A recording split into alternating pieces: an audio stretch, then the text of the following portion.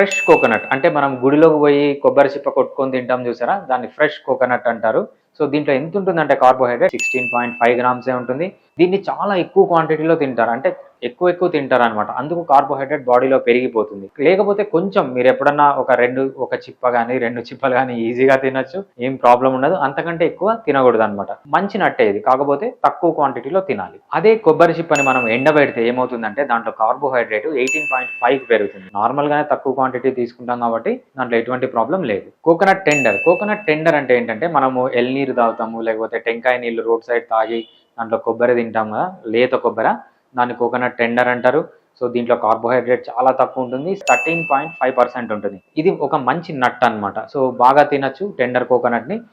మీకు ఎంత వీలైతే అంత తినండి, ఎందుకంటే అది చాలా తక్కువ కార్బోహైడ్రేట్లో ఉంటుంది. Healthiform Fitness